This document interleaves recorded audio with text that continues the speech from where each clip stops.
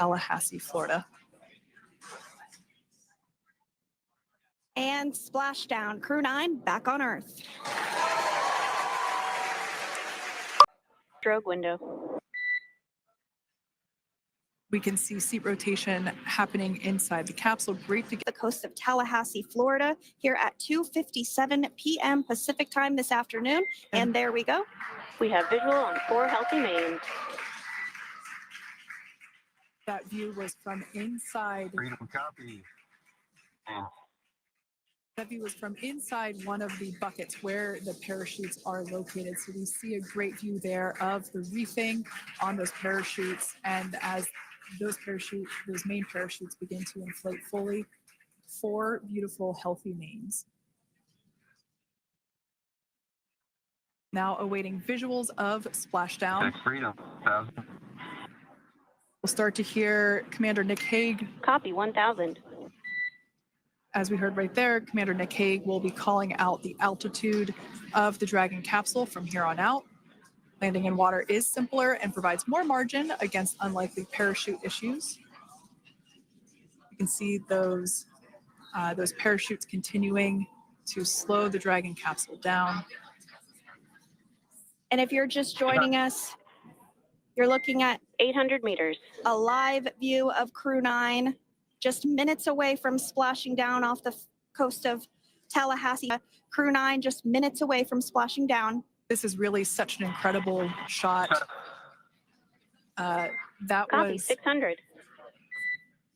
That was a live view from our recovery vessel, Megan, which is stationed a couple miles away from the splashdown site. We can see the crew there using their restraints as resting. Gorgeous bluebird day here that we have for the splashdown of Crew 9. It's incredible to think that the Dragon capsule just minutes ago was going over 17,000 miles per hour, and now gently coasting to a soft splashdown.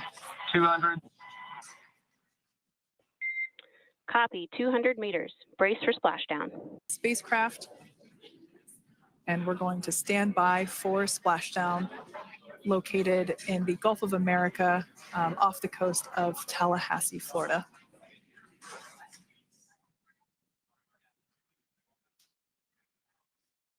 And splashdown, Crew 9 back on Earth.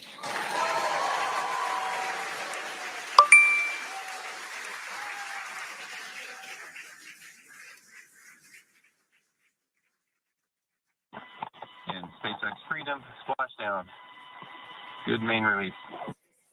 Copy, splashdown. We see main chutes cut. Nick, Alex, Butch, Sunny, on behalf of SpaceX, welcome home.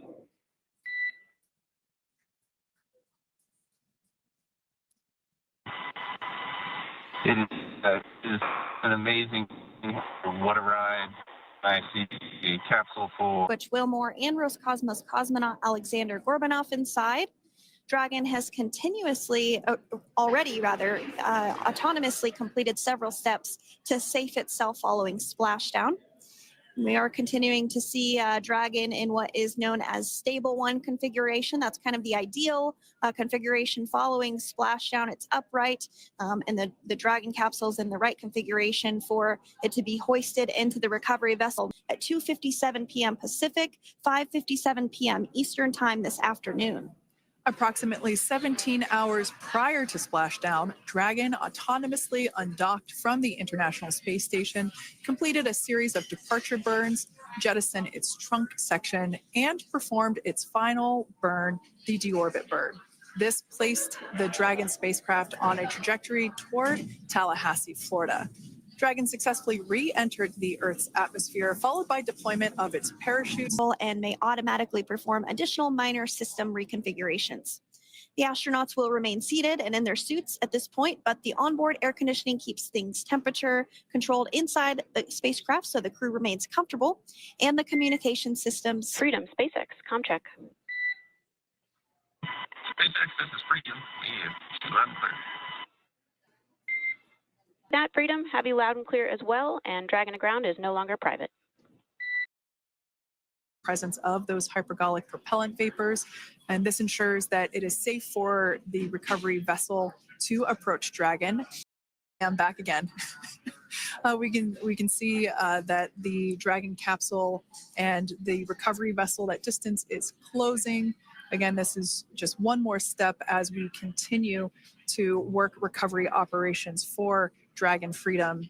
And like structure there at the aft end of the recovery vessel, we'll see that articulate backwards, and that's a good sign that we're getting even closer to pulling the capsule out of the water. It will then move forward, and the capsule will be placed inside of what you can see there is basically a basket. We call it the nest, Dragon nest, where that's where the capsule will be placed in order for it to be translated to the forward end of the vessel and for the astronauts to egress the vessel.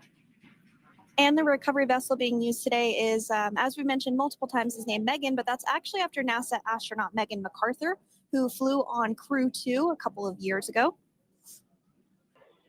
We're getting some views now from actually inside the boat. Yeah, you're exactly right. This view is straight down the recovery vessel. That platform that was closest to the camera, that is the egress platform. Freedom, rigging is almost complete. Approximately 5 minutes until capsule lift. Great news there from SpaceX Core. So about 5 minutes left. There it goes, Dragon Freedom being lifted out of the water and onto our recovery vessel, Megan.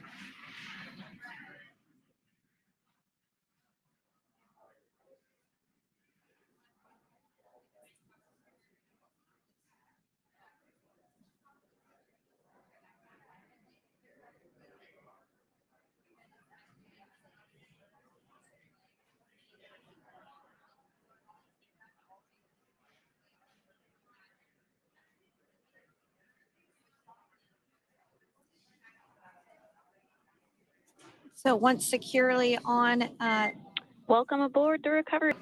And there we do see Crew 9, some happy waves, smiles all around back on Earth.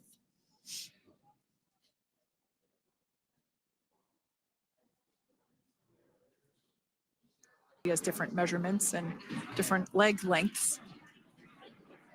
Same goes for the armrests and the bucket length of each seat. We size those appropriately for the crew members and to ensure their comfort and safety.